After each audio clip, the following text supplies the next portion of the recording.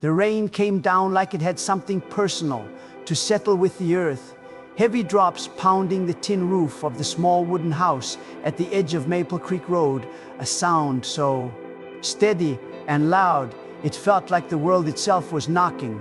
And inside that house sat Miss Ethel Johnson, 72 years old, wrapped in a faded quilt that smelled faintly of lavender and old Sundays, rocking gently in her chair as she listened to the storm the way she had listened to storms her whole life, with patience, prayer, and the quiet understanding that everything loud eventually passes. Her house stood alone, separated from the nearest neighbor by fields of wet grass and tall pines that leaned with the wind, a place most people passed without noticing. But to Miss Ethel, it was the last solid piece of a life built slowly with faith, loss, and love. A life where she had buried a husband, raised children who moved away, and learned how to live with silence without letting it harden her heart. The power flickered once, twice, then steadied, casting warm yellow light across the room, touching the framed photographs on the wall. Her late husband in a pressed church suit, her sons in graduation caps, her daughter holding a baby who was now grown and living 3 states away, and Miss Ethel reached for her Bible, worn, soft at the edges, resting it on her lap like an old friend who had never failed to listen. Outside, the road had turned into a ribbon of dark water, rain pooling in the dips, headlights slicing through the storm only to vanish again into the night. And that was when she heard it. Not thunder, not wind, but a different sound altogether, one that cut through the rain with strain and struggle, the uneven roar of an engine coughing against the weather, coming closer, then faltering, then growing quiet except for the hiss of rain against hot metal. Miss Ethel's rocking slowed. She tilted her head, listening, her heart tightening with a familiar instinct she had carried since girlhood, the same instinct that once told her when her children cried before she heard them, the instinct that whispered someone was in trouble. She rose from her chair, joints aching, moving toward the front window, pulling the curtain aside just enough to see through the rain-blurred glass, and there, barely visible in the wash of gray and black, was a motorcycle. Angled awkwardly near the ditch, its rider hunched over, helmet still on, shoulders sagging like the storm had finally won. Miss Ethel felt fear first, the sensible kind, the kind older folks learn to respect, because a stranger in the dark is still a stranger, and the world had taught her more than once that kindness without caution could be costly. But fear was quickly followed by something deeper, something rooted in the verses she had memorized as a child and lived by ever since, the belief that when someone is laid across your path, you don't step over them, you open the door. She watched as the biker tried to stand, slipping slightly in the mud, catching himself on the handlebars, his jacket dark and soaked, patches barely visible under the rain. And she saw the way he leaned, not like a man posing tough, but like a man running out of strength.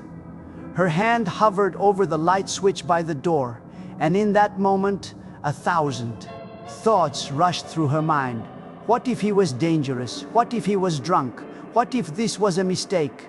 But just as strong came the memory of a night long ago when her husband had stopped to help a stranger in the rain, coming home hours later, soaked and smiling, saying only, "Couldn't leave him out there, Ethel."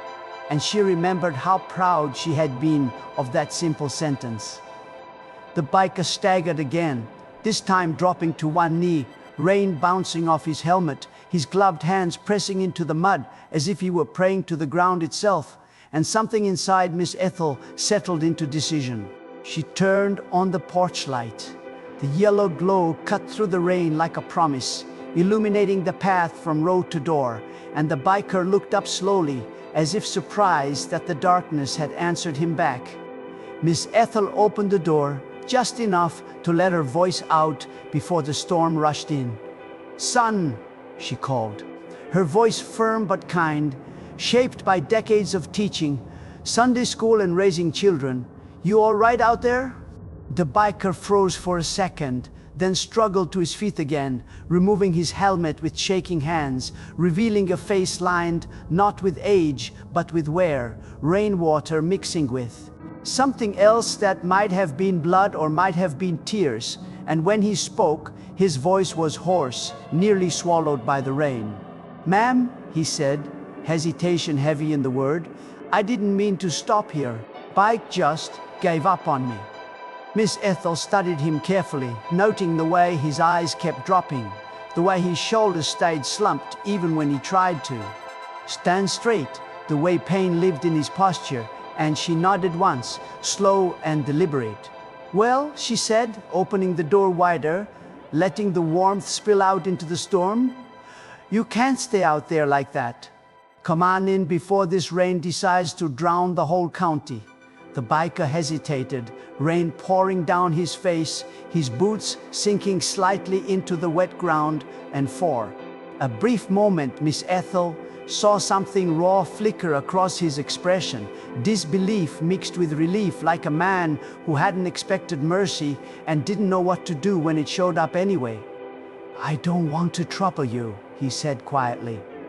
Miss Ethel smiled, the kind of smile that carried no nonsense and no fear. "Trouble been here before," she replied. "It never knocks this polite."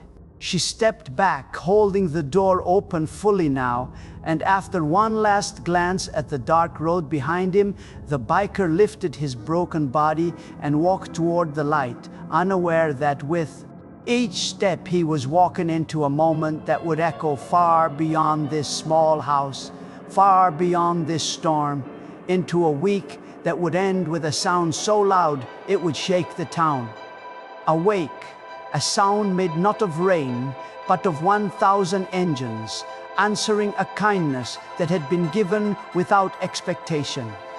Miss Ethel Johnson moved through her house with the steady grace of someone who had learned to make room for others long before loneliness ever tried to claim her, closing the door firmly behind the biker and locking it with a practiced click that said kindness did not mean carelessness, then turning to face him fully for the first time beneath the warm glow of the living room light, where the storm outside became a distant roar and the smell of rain mixed with oil and wet leather filled the air. The biker stood awkwardly just inside the doorway, water dripping from his jacket onto the old braided rug at his feet, helmet clutched against his chest like a shield he no longer trusted, his eyes darting around the room as if he were afraid to disturb something fragile. And Miss Ethel took him in with the same careful attention she once gave stray dogs and broken children, noticing the tremor in his hands, the stiffness in his movements, the faint metallic tang of blood beneath the rain. She didn't ask his name yet, didn't ask where he'd come from or where he was headed, because she knew from experience that the first thing a wounded soul needs is not interrogation, but permission to exist. So instead, she gestured toward the old wooden chair near the heater and said, "Sit yourself down, son, before you fall down."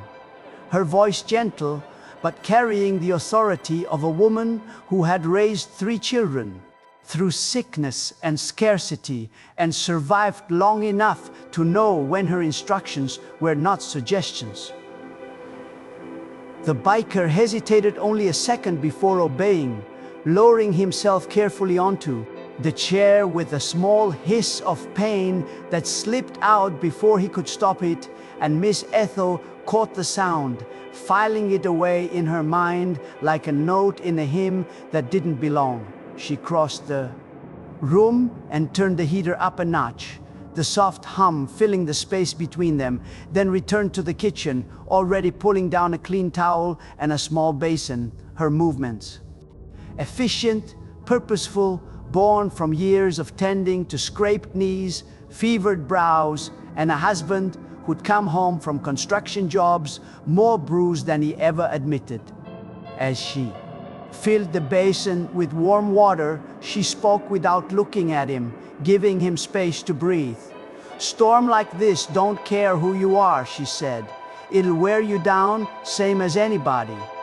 The biker nodded, his jaw tight, eyes fixed on the floor, as if it might open and swallow him. And when he finally spoke, his voice was low, careful, as if each word cost him something. "Make it to the next town," he said. "Didn't think the weather would turn this fast."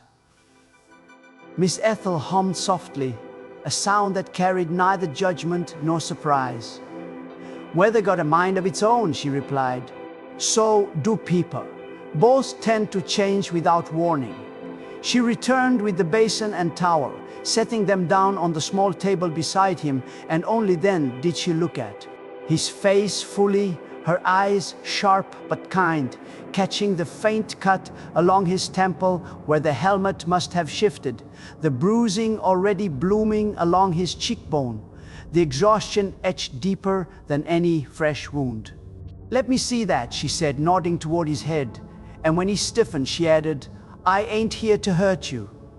He hesitated, then slowly leaned forward, trusting her with the small act of vulnerability, and Miss Ethel dabbed the towel gently against his skin, cleaning the rain and blood with hands that trembled only slightly from age, not fear. As she worked, memories flickered through her mind like old film reels.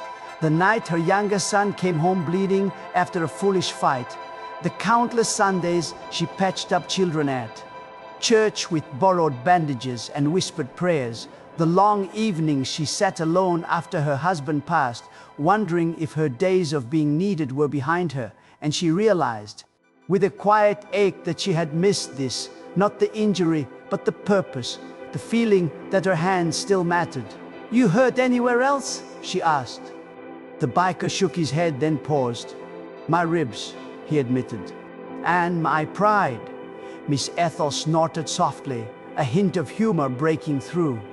"Pride heals slower than bones," she said, "but it heals."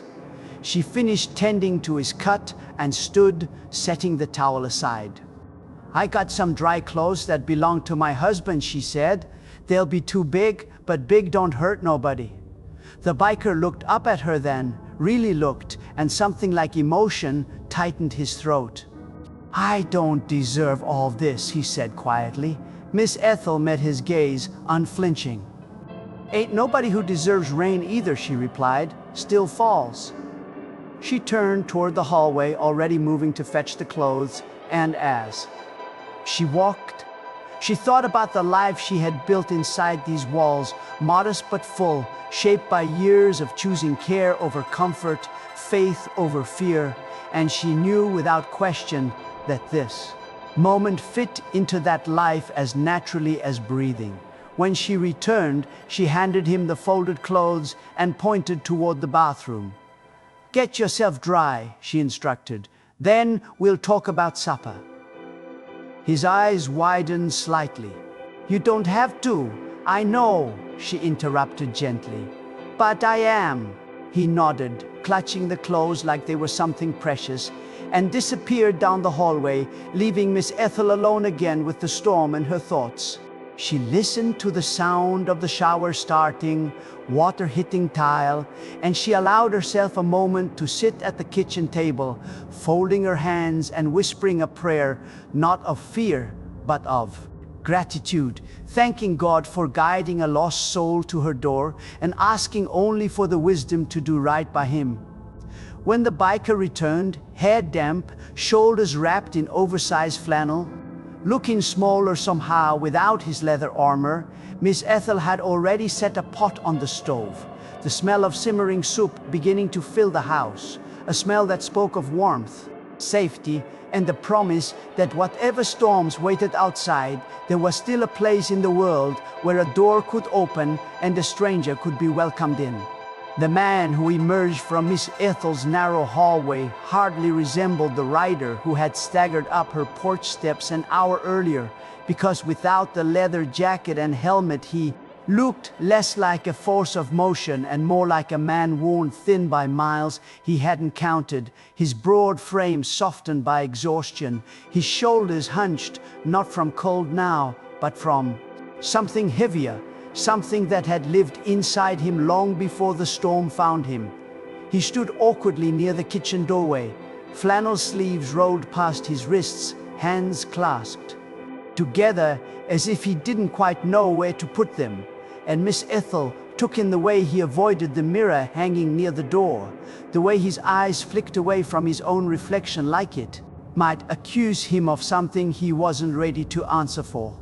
She didn't push, didn't comment on the scars that traced faint lines along his forearms, didn't ask about the tattoo peeking out from beneath the cuff of his borrowed shirt, because she had learned long ago that stories came out when they were ready, not when they were demanded. So instead, she gestured toward the small kitchen table and said, "Sit," as if it were the most natural thing in the world for a stranger to share her supper, and he obeyed, lowering himself carefully into the chair with a quiet groan that he tried to swallow but couldn't quite manage. The soup simmered gently on the stove, the smell of onions and herbs filling the room, and for a moment, neither of them spoke. The silence, settling comfortably between them, not awkward, just present, the kind of silence that allowed a man to gather the pieces of himself before laying them out. When Miss Ethel finally placed the bowl in front of him, steam curling upward like a blessing, he stared at it for a long second, throat working, and then he looked up at her with something raw in his eyes. "I haven't eaten." "Today," he admitted, voice rough. Miss Ethel nodded, sliding a spoon toward him. "Then it's right on time." He ate slowly at first, like someone unsure the meal wouldn't disappear if he trusted it. Too much, then faster as the warmth spread through him, his shoulders lowering a fraction with each bite. And as Miss Ethel watched him, she saw not a biker hardened by roads and rules, but a man whose defenses had been built out of necessity, not cruelty. "Name's Daniel," he said finally, setting the spoon down, as if offering the truth required a pause. "Most folks call me Danny." Miss Ethel smiled. "I'm Ethel," she replied, "but folks who stay a while usually call me Miss Ethel." Danny nodded, absorbing the name, the title, the implication that staying a while was possible. He wiped his mouth with the back of his hand, then caught himself and apologized softly, embarrassment flashing across his face, and Miss Ethel waved it away with a chuckle. "This ain't a restaurant," she said. "It's a kitchen." Something about that loosened him, and he leaned back slightly, eyes drifting to the rain-streaked window, the storm still raging beyond the thin glass. "I wasn't supposed to be riding tonight," he said, almost to himself. "Wasn't supposed to be riding alone at all." Miss Ethel didn't interrupt, just waited, hands folded, eyes attentive, and after a moment he continued, the words coming haltingly at first, then steadier, as if the road he'd been traveling finally found a map. He spoke of a brotherhood that once rode together, men and women bound by shared scars and unspoken vows, veterans. Mostly, some not, all of them carrying pieces of pasts they didn't know how to lay down, and how riding had been the one place he felt the noise inside him quiet enough to breathe. He spoke of a fight that wasn't really a fight, just a breaking point, of words said in anger, of choosing distance instead of forgiveness, of setting off alone because solitude felt safer than disappointment. "Figured I'd ride till the noise stopped," he said, eyes dark, "but it just got louder." Miss Ethel nodded slowly, understanding more than she let on, because she too knew what it was to walk away from people you loved in order to survive, to mistake isolation for healing. "Running don't always mean moving forward," she said gently. Danny's jaw tightened, and he nodded once, the truth landing heavy but not cruel. He told her about nights spent on the road, with nothing but the hum of the engine and memories that wouldn't stay buried, about the guilt that rode with him like a passenger he couldn't shake, about the faces he saw when he closed his eyes, faces he couldn't save, promises he'd made and broken, and as he spoke his voice never rose, never dramatized, because the pain he carried didn't need volume to be real. Miss Ethel listened, the way she had listened to widows and widowers, to grieving parents, to children who didn't have words big enough for their hurt, and she realized that what sat across from her table was not danger, but grief wearing leather and boots. When he finally fell silent, staring into his empty bowl, she reached out and placed her hand over his, her skin warm, her touch steady. "You don't look lost to me," she said softly.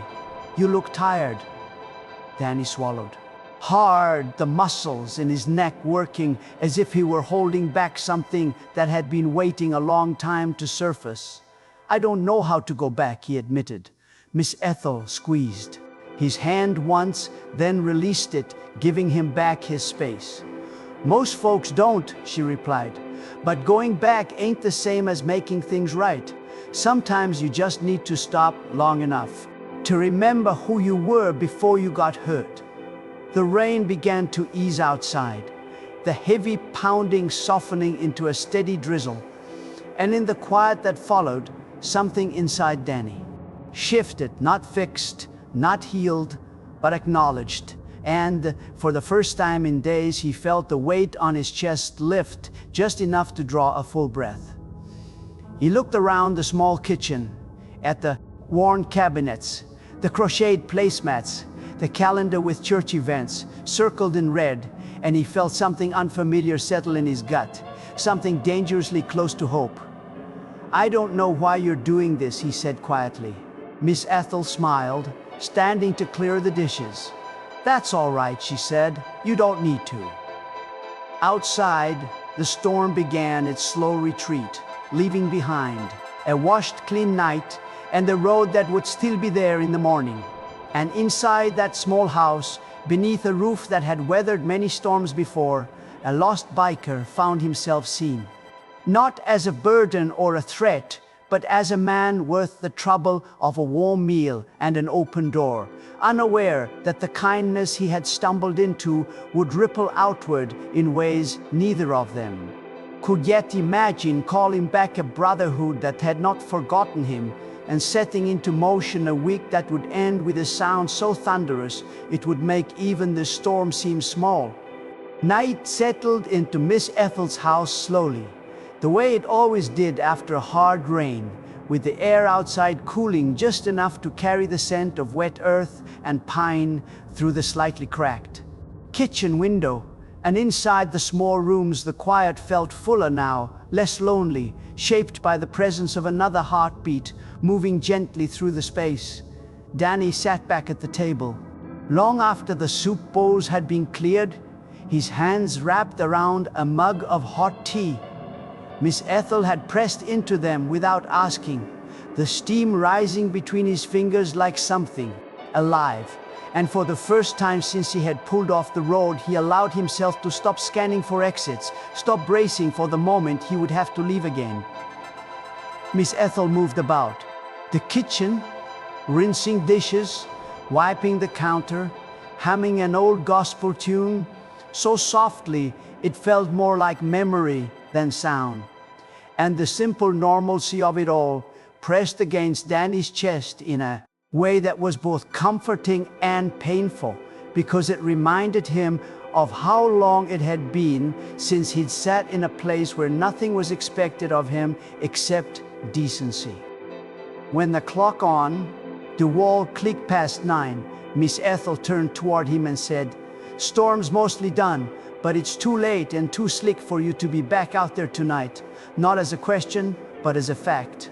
And Danny opened his mouth to protest out of habit, then closed it again when he saw the way she was already turning toward the hallway, already preparing the small guest room, as if the decision had been made the moment she opened the door to him.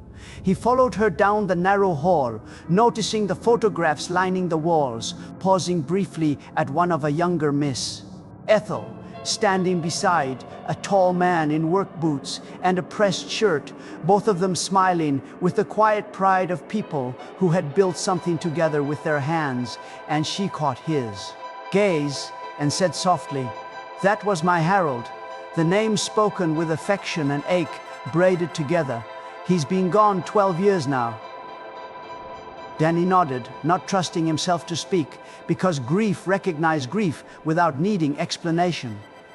The guest room was small but clean, a twin bed neatly made with a quilt stitched from scraps of fabric that told 100 unspoken stories.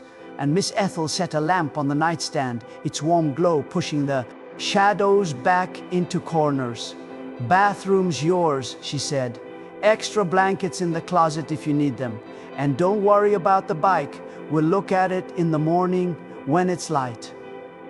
Danny stood there, suddenly unsure of where to put his gratitude, because it felt too large for words, so instead he nodded and said the simplest thing he could manage. "Thank you." Miss Ethel smiled, the kind of smile that asked for nothing in return. "Rest," she replied. "Road will still be there tomorrow." She left him then, closing the door partway, but not all the way, a small gesture. That said, "You are welcome, but not trapped." And Danny sat on the edge of the bed for a long moment, listening to the house settle, the tick of the clock, the distant drip of rain from the eaves, feeling the ache in his ribs and the deeper ache in his chest soften just enough to make room for sleep.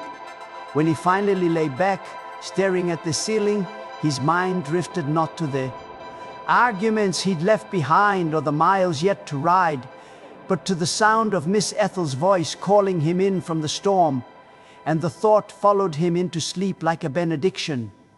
Morning came, quietly, pale light slipping through the thin curtains, and Danny woke disoriented for a second, forgetting where he was, then remembered the warmth, the kindness, the way he hadn't dreamed for the first time in weeks, and something in his chest tightened with a strange mix of relief and sorrow. He dressed quickly, folding the borrowed clothes neatly on the bed, then stepped into the kitchen where Miss Ethel was already awake, standing at the stove frying eggs, the smell of coffee thick in the air. She glanced over her shoulder at him and smiled. "Morning," she said. "You sleep all right?" He nodded. "Better than I have in a long time." They ate together in comfortable silence, the rain-washed world outside bright and clean, and when they finished, Danny offered to help clean up, his movements careful, almost reverent, as if he were afraid to disturb the fragile peace he'd found. Afterward, they stepped out onto the porch to inspect the motorcycle, its metal gleaming in the early sun, mud splattered along the tires, and as Danny crouched to examine the damage, he let out a low whistle. "Chain slipped," he muttered. "I can fix it, but I'll need some tools." Miss Ethel nodded toward the shed behind the house. "Harold kept everything," she said. "If it exists, it's probably in there." The shed smelled like oil and old wood, and Danny worked carefully, the familiar rhythm of repair grounding him, while Miss Ethel sat nearby, shelling peas, watching him with a thoughtful expression.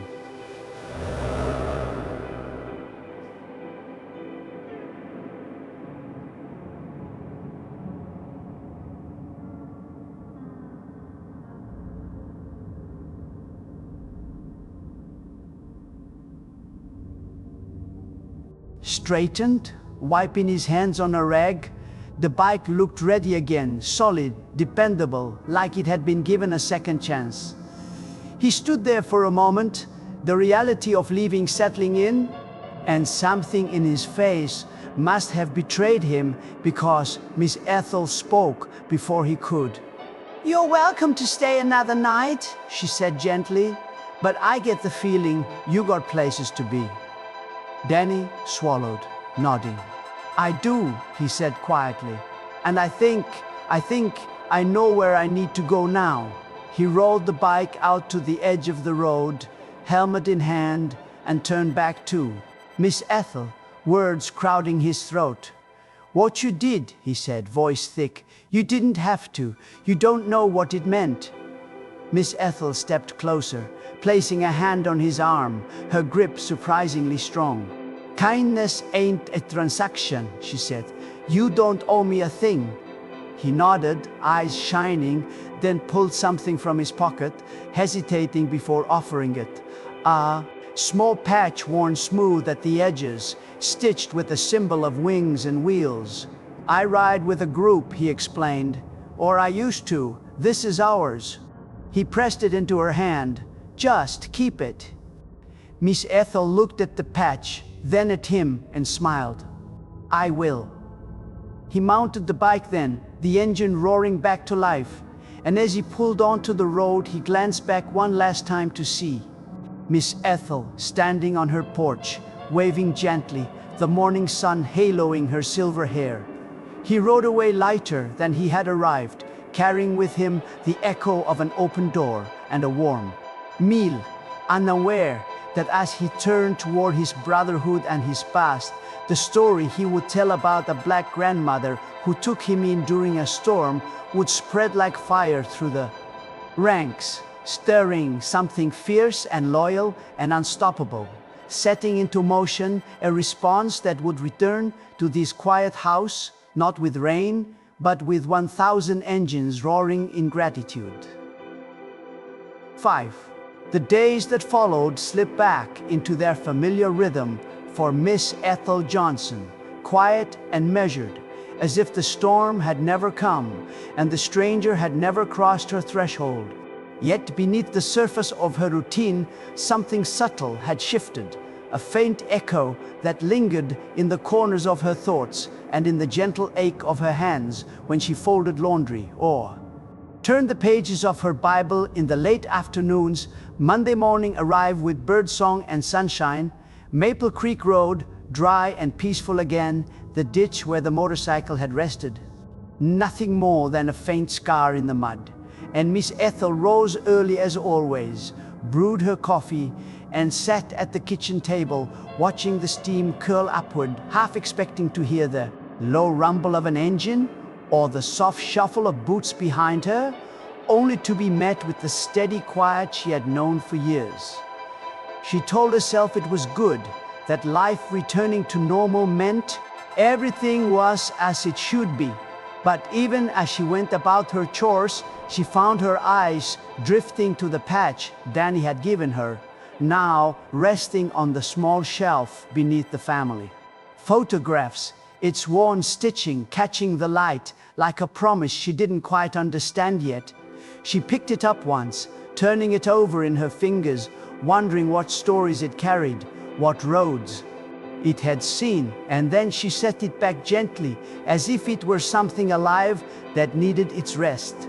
Outside, neighbors passed by on their way to work or town, waving as they always did, and when Mrs. Ansda Caldwell from down the road stopped to chat by the mailbox, she mentioned the storm, the lightning, the way the creek had nearly overflowed, but she didn't mention the biker, because no one had seen him leave at dawn except Miss Ethel, and that small secret settled between her ribs like a warm stone. As the week moved on, small moments began to tug at her.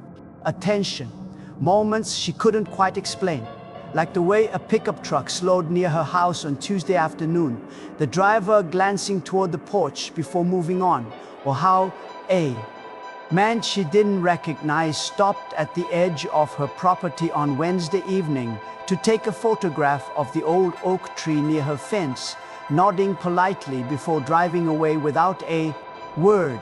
Miss Ethel noticed these things without alarm, curiosity flickering but never blooming into fear, because she trusted the quiet instincts that had guided her for decades, and they told her nothing was wrong, only that something was coming. Each evening she sat on her porch with a glass of iced tea, watching the sun sink low over the fields, listening to the cicadas start their song, and she thought about Danny, about the way his shoulders had finally relaxed, the way his voice had softened when he spoke of finding his way back, the way gratitude had sat in his eyes like something sacred, and she wondered if he had made it where he was going, if the road had been kinder to him this time. She prayed for him once, then again, not out of worry but out of affection, asking God to keep him safe and to guide him toward whatever peace he was searching for.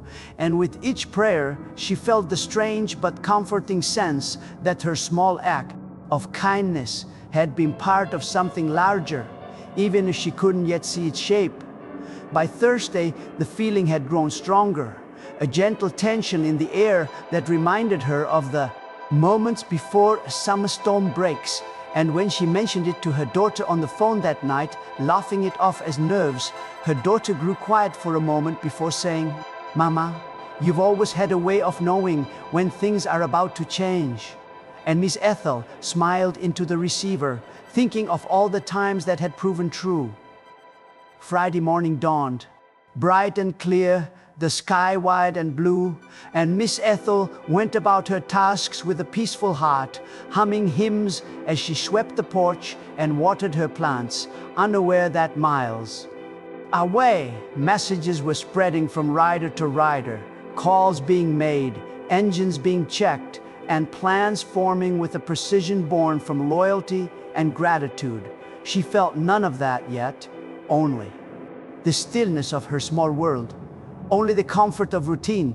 And when she sat down in her rocking chair that afternoon, Bible open on her lap, she read the verse about entertaining strangers unawares, her lips curving into a soft smile, as if the words had been written just for her. The sun climbed and fell, the day passing without incident, and as evening approached, Miss Ethel rose to prepare her supper, setting an extra place at the table out of habit before realizing she was alone again. And though the realization brought a faint pang, it was not sorrow. She felt but something closer to anticipation, as if her heart were holding its breath. She washed the extra plate and put it away, then stepped outside one last time before nightfall, standing at the edge of her porch and listening to the wind move through the trees, the road quiet and empty, and she whispered a simple prayer of thanks for the peace she had known and for whatever tomorrow might bring, not knowing that in less than a week, that quiet road would awaken to a sound so powerful it would shake the windows, draw the town from their beds, and answer her kindness with a gratitude louder than anything she had ever imagined. 6. The morning came without warning, not with thunder or storm clouds, but with a stillness so complete it felt like the world had paused to listen to itself. The sky stretched wide and pale above Maple Creek Road, dew clinging to the grass and the old oak leaves unmoving in the soft air. And Miss Ethel walked just after sunrise with a strange pressure in her chest, not pain, not fear, but the unmistakable sense that the day would not unfold the way the others had. She moved through her morning routine slowly, brewing coffee, opening the curtains, standing for a moment at the sink, watching the light spill across the fields, and it was there, in the quiet, between sips and thoughts, that she felt it first, a low vibration beneath her feet, so faint she wondered if it was only memory, only imagination, until it came again, steady and distant, like thunder rolling far beyond the hills. She set her mug down, heart ticking faster now, and leaned slightly toward the open window, listening, the sound still indistinct but growing, a deep hum, carried on the air that did not belong to tractors or trucks or any ordinary thing that traveled Maple Creek Road. And as the seconds stretched, she realized the truth of it, the hum rising into a layered growl, one engine becoming many becoming something immense, a sound that pressed against the quiet like a wave. Miss Ethel stepped out onto the porch just as the first glint of chrome appeared at the far end of the road, sunlight catching metal and sending flashes of silver and black through the trees, and her breath caught as she saw them, motorcycles. Dozens at first, then hundreds, riding in formation so precise it felt almost ceremonial, their engines synchronized into a single roaring voice that filled the valley and shook the ground beneath her worn wooden steps. She stood frozen, one hand gripping the porch railing, the other pressed lightly to her chest as the sound grew louder and closer, windows in nearby houses rattling, dogs barking in confusion, and doors opening along the road as neighbors stepped out to see what could possibly be coming, disbelief spreading across their faces as the line of riders stretched farther than the eye could follow. The convoy slowed as it approached. Her house, engines dropping into a deep, controlled rumble, and at the front she saw him, Danny, riding steady and upright. His posture changed from the weary slump she remembered to something stronger, surer, his jacket clean and whole again. The same patch she held now, stitched proudly over his heart, and behind him rode his brotherhood, row after row of men and women, leather vests marked with the same emblem, eyes forward, expressions solemn and purposeful. The sound was overwhelming, not chaotic but unified, a declaration carried on, pistons and pride, and when they reached her gate, they stopped as one, engines idling in a low thunder that made the air tremble, and Danny swung off his bike, removing his helmet slowly. Reverently, his gaze fixed on Miss Ethel like she was the only person in the world. She took a step forward, then another, her mind racing to catch up with what her eyes were seeing, and before she could speak, Danny closed the distance between them and stopped a respectful few feet away, removing his gloves and holding them in his hands like an offering. "Ma'am," he said, his voice steady but thick with emotion, "we came back." Miss Ethel looked past him at the endless line of riders stretching down the road, at the faces turned toward her with respect and gratitude, and she felt tears gather, not from fear, but from the weight of understanding settling into her bones.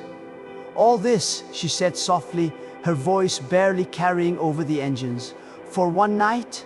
Danny shook his head, a small smile breaking through. "For a kindness," he replied. He turned then and raised his hand, and in response the engines cut off one by one, the sudden silence falling like a held breath, so complete it rang in her ears, and in that quiet Danny gestured toward her porch, toward the small house that had sheltered him when he had nothing else. "This woman," he said loudly enough for all to hear, his voice carrying across the gathered crowd, opened her door to a stranger in the storm, fed him, tended his wounds, and reminded him what it means to be human. Heads bowed, helmets tucked under arms, and Miss Ethel felt her knees weaken as the realization struck fully now that the low hum she had sensed all morning had been gratitude gathering momentum, that the stillness had been the calm before a roar meant not to threaten, but to honor, and as Danny stepped aside to reveal the depth of the brotherhood behind him, she understood that the kindness she had offered without thought had traveled far and wide, called back loyalty and love from places she could not have imagined, and returned to her door multiplied 1,000 times over, carried on the sound of 1,000 engines, answering a simple act of grace. 7.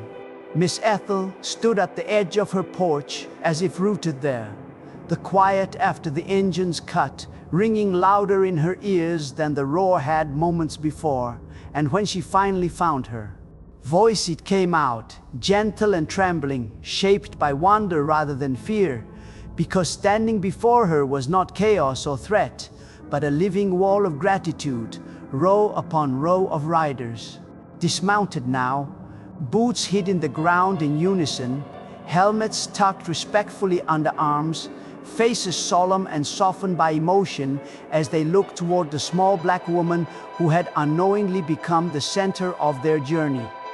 Danny stepped aside completely, and as he did, the crowd parted down the middle, revealing the depth of the convoy stretching farther than Miss Ethel could see. Motorcycles parked with care along the road, chrome catching the morning light. American flags affixed to some handlebars, fluttering gently in the breeze, and the sight stole her breath, because never in her 72 years had she imagined anything like this would come to her door. One by one, the riders placed their right hands over their hearts, a silent gesture that needed no explanation. And then, as if guided by some shared instinct, they bowed their heads, the sound of rustling leather and shifting feet the only movement in the moment. And Miss Ethel felt tears spill freely now, sliding down her cheeks as the truth of what was happening settled into her bones. Danny cleared his throat, emotion thick in his voice as he spoke again, turning slightly so his words would reach both Miss Ethel and the brotherhood behind him. "We ride by a code," he said. "Out here on these roads, we look out for our own. But sometimes we forget the world don't owe us anything. Sometimes we forget what kindness looks like until somebody shows us." He turned back to Miss Ethel then, his eyes shining. "You didn't ask who I was. You didn't ask what I'd done. You saw a man in trouble, and you opened your door. That saved my life." A murmur rippled through the riders, quiet but heavy, and Miss Ethel pressed a hand to her mouth, shaking her head slowly. "Son," she said, her voice breaking, "I just did what any decent person would." Danny smiled softly. "Not everyone does," he replied. He gestured behind him again. "When I got back to my brothers and sisters, I told them about you, about the storm, about the soup, about how you treated me like I mattered, and I watched something change in them. I watched hardened people remember who they were before the world hurt them." He paused, swallowing hard. "We decided we couldn't let that go unanswered."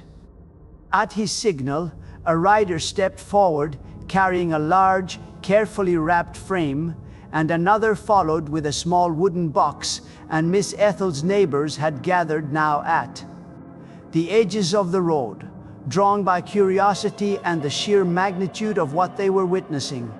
Whispers spreading as cameras came out, disbelief written across familiar faces. Danny accepted the frame and turned it so Miss Ethel could see. A photograph of her porch taken at dawn, days earlier, rain-slick steps and warm light spilling from the doorway beneath. It a plaque engraved with simple words, "For the woman who opened her door when the world closed its fists." Miss Ethel reached out with trembling fingers, touching the glass like it might disappear, and a soft sob escaped her before she could stop it. "Oh my," she whispered. The rider with the wooden box opened it next, revealing a leather vest carefully folded inside, the same emblem stitched proudly on the back, and Danny lifted it gently, holding it up for all to see. "This is ours," he said, "our colors. We don't give them lightly, but today we're giving them to you." A collective inhale swept through the crowd, the significance of the moment palpable, and Miss Ethel's eyes widened, disbelief etched across her face. "I can't," she said softly. "I don't ride." Danny stepped closer, holding the vest out to her. "You don't have to," he said. "This ain't about riding. It's about belonging." He draped the vest carefully over her shoulders, the leather, heavy and warm, and as it settled there, the riders broke their silence, a low murmur of approval rising like a blessing, some wiping their eyes, others smiling openly. Miss Ethel stood there, wrapped in leather and love, feeling the weight of it press against her like an embrace, and she realized that what she had offered that night had not been small at all, that kindness, when given freely, had a way of calling back 1,000 hearts eager to answer. She looked out at the faces before her, at the neighbors who had once seen her as just another quiet old woman on Maple Creek Road. And she felt no pride, only humility and gratitude, because this moment belonged not to her alone, but to the belief that goodness still lived in people willing to show up. Danny stepped back, raising his hand once more, and the engines fired up again, not all at once, but in waves, the sound swelling into a thunderous chorus that shook the earth and filled the sky. And as Miss Ethel stood there, tears drying on her cheeks, leather vest resting on her shoulders, she understood that the roar was not meant to intimidate or overwhelm, but to proclaim something simple and powerful, that a lost biker had found his way home, and that a black grandmother's open door had been heard far beyond the storm that brought him there. 8. When the engines finally settled back into silence and the echo of their thunder faded into the hills, Miss Ethel felt the moment stretch, heavy with meaning, as if the air itself were waiting for her to understand what she had been given, and she stood there beneath the unfamiliar weight of the leather vest, hands resting at her sides, eyes glistening as she looked from face to face, seeing not bikers or strangers or noise, but people whose lives had bent toward hers for a reason she still struggled to name. Danny stepped closer again, his voice quieter now, meant just for her and those nearest, and he spoke not with pride, but with the humility of a man who knew how close he had come to losing himself. "I didn't tell them everything that night," he said softly. "I didn't tell them how low I was when I knocked on your door. I didn't tell them I was ready to quit riding altogether, maybe more than that." Miss Ethel's heart tightened, and she reached out instinctively, placing her hand over his arm the same way she had done in the kitchen, grounding him.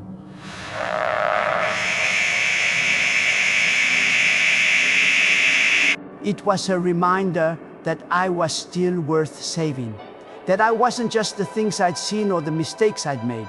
And when I told them that, when I told them how you looked at me like I mattered, something woke up in all of us, who turned and gestured toward the gathered riders who stood quietly now, some with heads bowed, others watching Miss Ethel with expressions that carried gratitude deeper than words.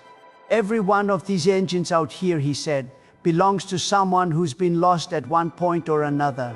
Some of us came back from war with pieces missing.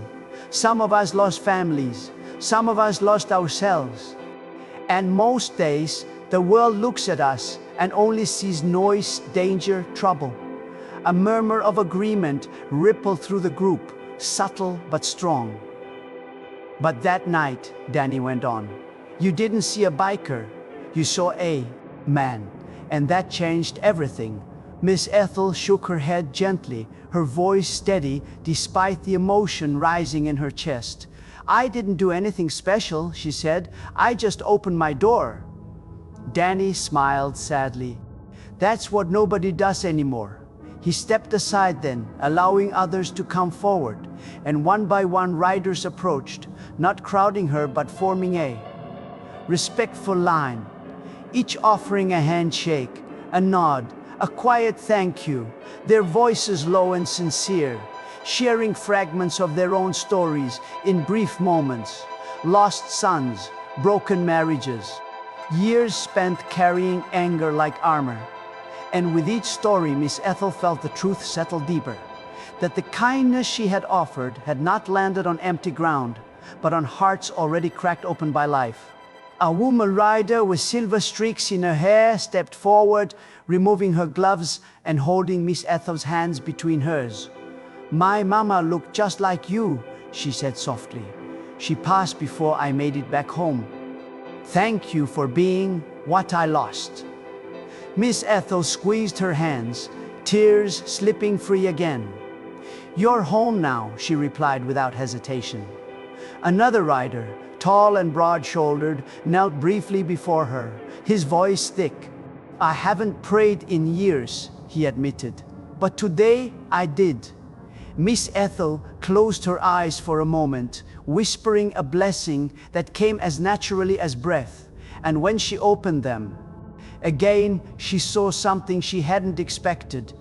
Healing unfolding, not in grand gestures, but in small exchanges of humanity, the kind that stitched people back together, one thread at a time. The neighbors who had gathered watched in silence, many wiping their eyes, the image before them rewriting every story they had ever believed about bikers, about elders, about who held power in this world. And when the local sheriff finally arrived, drawn by calls and curiosity, he stopped short at the edge of the crowd, hat in hand, understanding without being told that this was not a situation for authority, but for witness. Danny returned to Miss Ethel's side once more, his voice strong now, resolved. "We didn't come to scare anyone," he said, glancing toward the neighbors. "We came to say thank you, and to promise something." He faced Miss Ethel fully. "From this day forward, you're never alone. This house, this road, this town. If you ever need anything, we ride." Miss Ethel's breath caught, and she nodded slowly, the magnitude of the promise settling in. "I believe you," she said simply. The riders straightened, helmets lifted, and, without prompting, one by one, they raised them in salute, the gesture silent but profound. And Miss Ethel felt her heart swell until it ached, not from sorrow, but from the overwhelming evidence that goodness, when offered without fear, had the power to call back even the most guarded souls. As the crowd began to relax, conversations breaking out softly, children from neighboring houses edging closer to admire the motorcycles, Miss Ethel looked down at the vest on her shoulders again, tracing the stitched emblem with her fingers, and she understood, at last, that this was not a reward, but a responsibility, a reminder that her open door had become a beacon, that her small act had set something in motion that could not be undone. She lifted her eyes to the road stretching out beyond her yard, the same road that had carried a broken man to her door and now carried a brotherhood bound by gratitude, and she whispered a quiet prayer of thanks, knowing that whatever came next, whatever stories the engines would carry away from this place, they would forever be tied to this moment, to a black grandmother who believed in kindness when the world had given her every reason not to, and to the truth that sometimes the loudest answers are born from the quietest acts of love. 9. The town of Maple Creek did not return to normal after that morning, not really, because once you have seen 1,000 engines fall silent in respect for a quiet act of kindness, it becomes impossible to pretend the world is only what you thought it was before. Neighbors lingered long after the riders had settled into small clusters along the road, conversations hushed and reverent, as if everyone instinctively understood they were standing inside a story that would be told for years, and Miss Ethel watched it all from her porch with a calm she did not entirely recognize in herself, the leather vest still resting on her shoulders like a mantle she had never sought but now carried with care. People who had waved politely from a distance for decades now stepped forward to speak to her, to touch her hand, to say her name with new tenderness, and she greeted each one with the same gentle dignity she had always shown, because to her, this moment was not about fame or attention, but about connection, about the way lives could brush against each other and change course forever.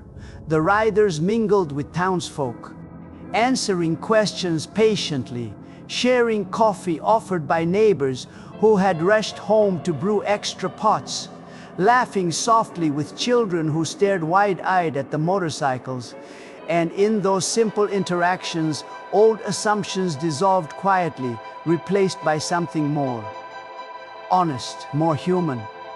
The local diner owner arrived with boxes of pastries, pressing them into gloved hands with a smile, and the librarian brought folding chairs, insisting Miss Ethel sit and rest, her voice carrying pride as she told anyone who would listen, "That woman has always had a good heart," as if she were relieved the world could finally see it.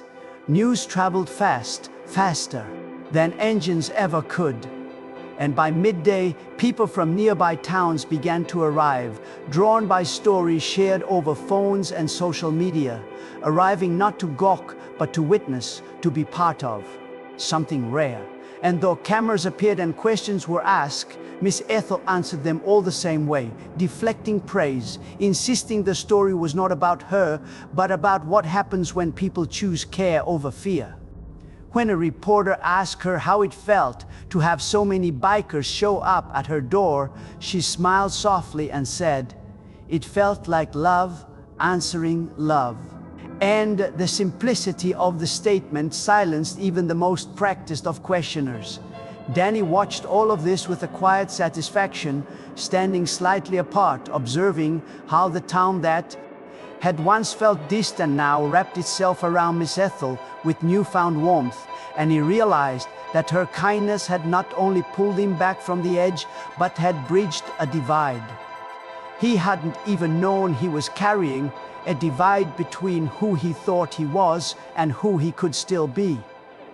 As the afternoon wore on, riders began preparing to leave, engines starting in. Smaller groups now, the sound still powerful, but no longer overwhelming, and Miss Ethel felt a bittersweet tug in her chest, knowing that moments like this were not meant to last forever, that their beauty lived in their impermanence. One by one, the riders approached her to say goodbye, some hugging her gently, others bowing their heads for a final blessing, and she offered each of them a word, a smile, a prayer, giving freely from the same well that had led her to open her door in the storm.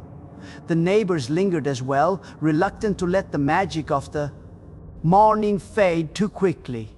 And when the last spike finally rolled away, the road returning to its familiar quiet, Miss Ethel remained on her porch, watching the dust settle, the sound of engines fading into memory, and she felt not emptiness, but fullness, the kind that comes from having been part of something true. In the days that followed, the story continued to ripple outward, told and retold in church pews, at kitchen tables, in classrooms and break rooms, each retelling carrying the same core truth, that kindness does not need recognition to be powerful, that dignity can disarm even the hardest hearts, and that sometimes the smallest homes hold the biggest lessons. Maple Creek changed in small ways after that, neighbors checking on one another more often, strangers greeted with less suspicion, doors left open a little wider, and Miss Ethel, though she returned to her routines, carried herself with a quiet knowledge now, a certainty that her life, though modest, had mattered in a way she had never imagined. Children waved at her with new enthusiasm, adults stopped to ask her advice, and when she wore the leather vest to church one Sunday, at the gentle insistence of her friends, the congregation rose to their feet, not in applause, but in respect, understanding without explanation that they were witnessing a testament to faith lived out loud. Miss Ethel sat through the service with her hands folded, eyes closed, heart steady, and when the pastor spoke of loving your neighbor without condition, she smiled, because she knew that message had already traveled farther than any sermon ever could, carried on the echo of engines, the strength of gratitude, and the unshakable truth that one open door had changed, not just a man, but a town. As the weeks passed and the echoes of that extraordinary morning softened into memory, Miss Ethel Johnson found that life did not return to what it had been before, but instead settled into something deeper and more connected, as if the world around her had shifted its posture just enough to make room for gentleness, and though the road outside her house returned to its familiar quiet, it no longer felt empty, because she knew now that silence could carry presence just as surely as sound. The leather vest Danny had placed on her shoulders found a place of honor inside her home, not hung like a trophy, but draped carefully over the back of her rocking chair, where it reminded her each morning that kindness had a way of coming back, multiplied. And when she rocked there with her Bible in her lap, she often found herself smiling at the thought of all the miles that vest had traveled before it ever touched her hands. Riders returned, occasionally not in thunderous convoys but in twos and threes, stopping by to check on her, fix a loose step on the porch, bring groceries, or simply sit and talk, and Miss Ethel welcomed them, all with the same warmth she had offered Danny, never asking for anything, never acting impressed, treating each one like family, because that was what they had chosen to become. The town adjusted too, slowly but unmistakably. Neighbors who had once kept to themselves now sharing meals, watching out for one another's children, waving not out of habit, but out of genuine care. And when Miss Ethel walked into the grocery store or the post office, conversations paused not in awe, but in appreciation, because people saw her not as a symbol, but as a reminder of what they could be when they chose compassion. Children came by after school to hear her tell stories, sitting cross-legged on her porch while she spoke of faith and perseverance, and sometimes she told them about the storm, about a lost man who found his way back, but more often she told them simpler truths, about listening when someone is hurting, about opening doors instead of building walls, lessons she knew would last longer than any roar of engines. Danny visited when he could, no longer riding alone. His posture changed permanently now, lighter, steadier, and when he sat at Miss Ethel's kitchen table, he spoke of reconciliation, of mended bonds, of a brotherhood strengthened not by force, but by gratitude, and she listened with quiet pride, knowing she had played a part without ever needing credit. On Sundays, Miss Ethel's church felt fuller, warmer, the pews dotted with familiar faces, and the occasional leather jacket. And when the congregation sang hymns about grace and redemption, the words rang truer than they ever had, grounded now in lived experience rather than distant ideals.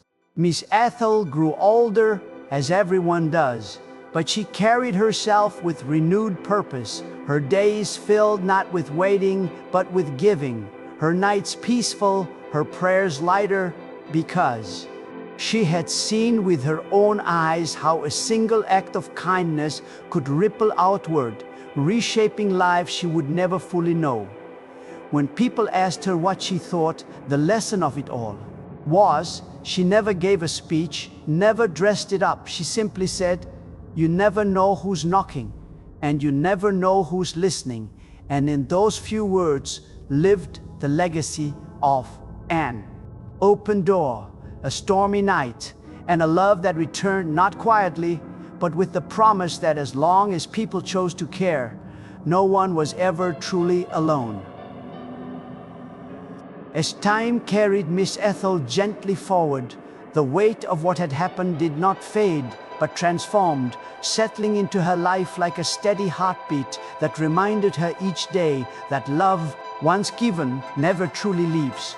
And she found that the legacy of that stormy night revealed itself not in grand moments, but in quiet continuations, in the way people showed up for one another without needing an audience. The riders kept their promise, not loudly, not constantly, but faithfully, a presence woven into the background of her days. And when her porch railing loosened or the roof groaned under the weight of age, someone appeared with tools and a smile, fixing what needed fixing before she ever thought to ask. Miss Ethel accepted their help with grace, understanding that allowing others to give was as important as knowing how to give herself. And in doing so, she taught them something just as valuable as what they believed they had brought her.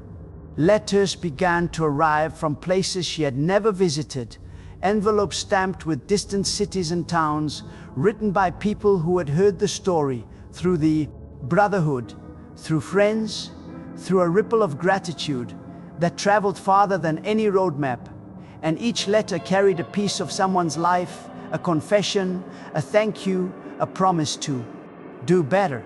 And Miss Ethel read every one slowly, praying over them before placing them carefully in a box beneath her bed, a quiet archive of changed hearts. The town of Maple Creek changed in ways that could not be measured, not by headlines or numbers, but by habits, by neighbors checking on elders during storms, by strangers offered coffee instead of suspicion, by a softening of edges that had once felt permanent. And Miss Ethel watched these changes unfold with a peaceful certainty that this was how healing worked, not all at once, but through repeated choices made by ordinary people. When the anniversary of the storm arrived, the riders returned again, not in a roar, but in respectful silence, parking their bikes along the road and gathering on her porch with flowers and food, sharing stories and laughter. And Miss Ethel sat among them, her laughter ringing out stronger than anyone expected, because joy she had learned did not diminish with age, but deepened when it was shared. Danny stood beside her that day, watching as she spoke easily with his brothers and sisters, her presence grounding and steady.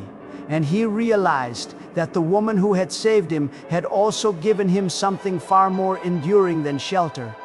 She had given him a blueprint for living, one rooted not in bravado or escape, but in humility and courage. Miss Ethel grew more certain with each passing year that the world did not need more noise to be changed. It needed more listening, more open doors, more people willing to see the humanity before the label. And when she spoke these thoughts aloud to those who visited her, they listened with the reverence usually reserved for elders who had earned their wisdom through quiet perseverance. As seasons passed and her hair silvered further, Miss Ethel continued to sit on her porch each evening, watching the road stretch into the distance, no longer wondering what might come down it, because she knew now that whatever arrived would be met with the same steady heart that had always guided her. And she felt no fear, only gratitude, because her life, though simple, had touched others in a way that would outlast her days. And in that understanding lived the true legacy of the open door. Not the sound of engines or the leather vest draped across her chair, but the certainty that kindness, once released into the world, becomes a living thing, moving from hand to hand, heart to heart, carrying with it the power to heal what fear and loneliness once held tight.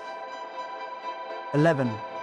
The story of that stormy night and the morning that followed eventually found its way beyond Maple Creek, beyond the letters and the visitors and the quiet changes it inspired, settling instead into something timeless that lived not in headlines but in hearts.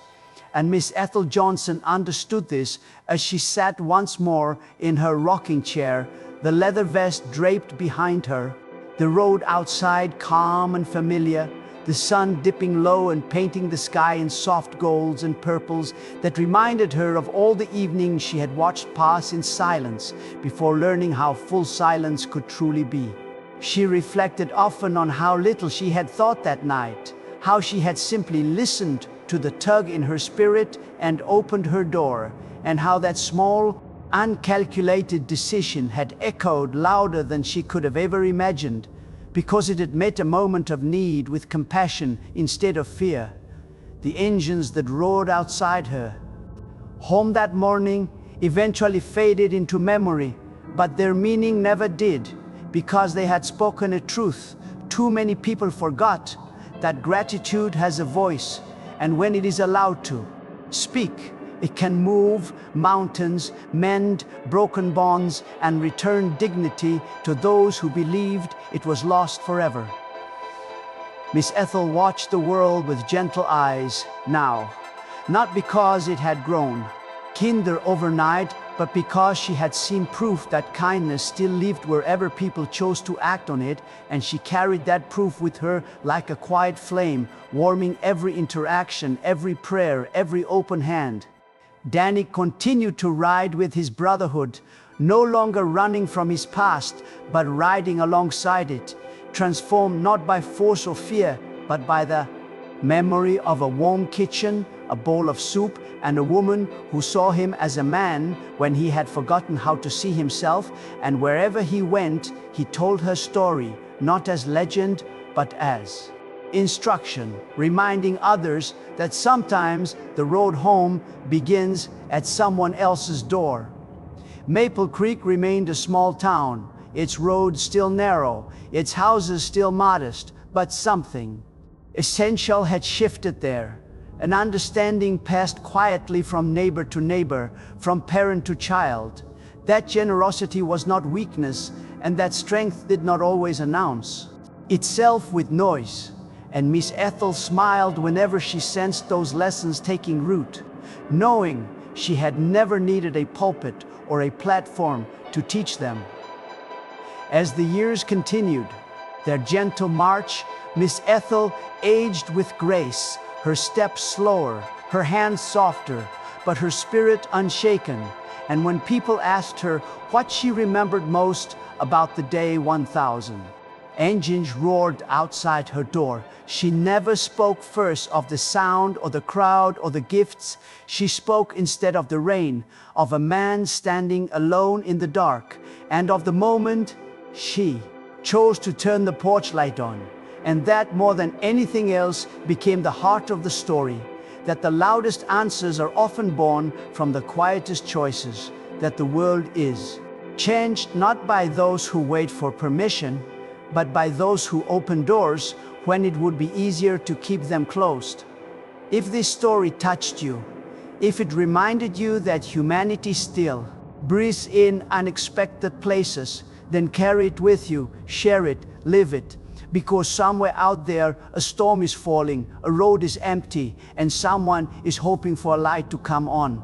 And when it does, when kindness is answered by gratitude, and fear is answered by love, the echo will travel farther than you ever thought possible, louder than any engine, and longer than any road ever could. And if you believe in stories like this, in moments where compassion reshapes the world, then like, subscribe, and stay with us, because there are countless voices still waiting to be heard, countless doors still waiting to be opened, and every act of kindness still has the power to come back roaring.